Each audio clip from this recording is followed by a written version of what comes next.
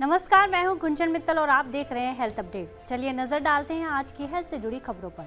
सबसे पहले बात हैप्पीनेस इंडेक्स रिपोर्ट की। हैप्पीनेस इंडेक्स रिपोर्ट के आंकड़े हुए जारी, किसने मारी बाजी।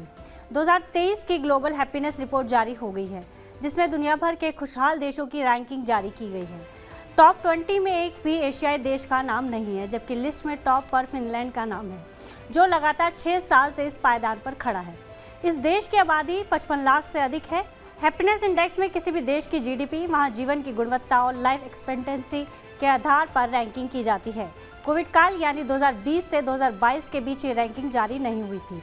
सस्टेनेबल डेवलपमेंट सॉल्यूशन नेटवर्क के तहत प्रकाशित यह रिपोर्ट 150 से अधिक देशों के वैश्विक सर्वेक्षण डेटा पर आधारित है। 2020 से 2022 के इस मामले में पिछले 3 वर्षों में उनके औसत जीवन मूल्यांकन के आधार पर हैप्पीनेस रैंकिंग तैयार किया गया है। 150 देशों की सूची में भारत का स्थान 136वां है। पिछली बार भारत का स्थान 139वें पायदान पर था। विश्व की सबसे अधिक जनसंख्या वाले देशों की सूची में भारत दूसरे स्थान पर है। 21 मार्च को मनाया जाता है डाउन सिंड्रोम डे।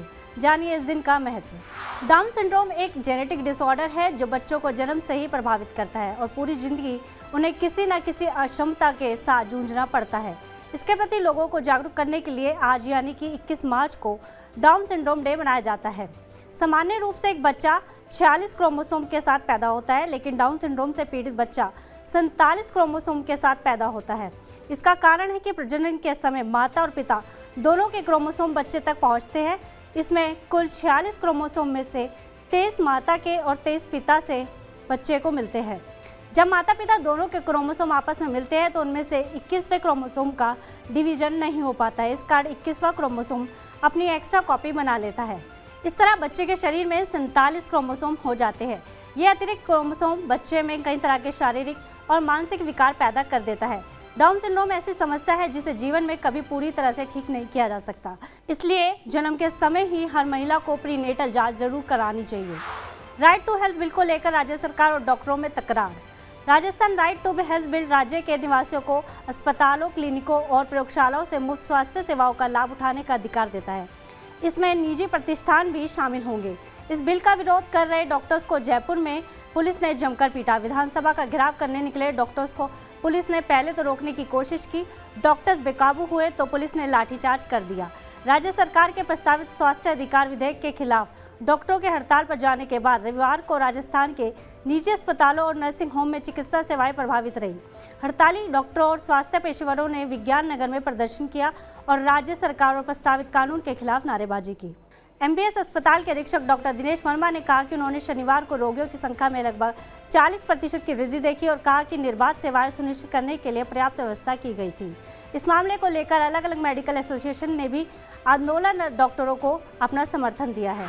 अब नर्मदा नदी में तैरेगा अस्पताल, 37 गांवों के लोगों को मिलेगा इसका लाभ। मध्य प्रदेश के धार, अलीराजपुर और बड़वानी जिलों में नर्मदा नदी के किनारे रहने वाले आदिवासी आबादियों को बेहतर स्वास्थ्य सेवाएं प्रदान करने के उद्देश्य से एक नाव एम्बुलेंस विंध्याचल और सतपुड़ा के पहाड़ी क्षेत्रों के बीच चलेगी, ताकि इन जिलों में नर्मदा के किनारे रहने वाले आदिवासी लोगों को आपातकालीन स्वास्थ्य सुविधाएं मिल सके। पहल नर्मदा समग्र न्यास द्वारा शुरू की गई है। इससे नर्मदा पट्टी से सटे हुए गाँव के मरीज जिनके लिए सड़कों के कोई साधन उपलब्ध नहीं है और उन्हें शहर कस्बों के अस्पताल पहुंचने में काफ़ी मशक्कत उठानी पड़ती है, ऐसे में उनका उपचार नर्मदा किनारे ही इस तैरते हुए जल अस्पताल में उपलब्ध डॉक्टरों द्वारा कर दिया जाएगा। झारखंड विधानसभा ने स्वास्थ्य विभाग के लिए 7040 करोड़ रुपए के बजट को दी मंजूरी।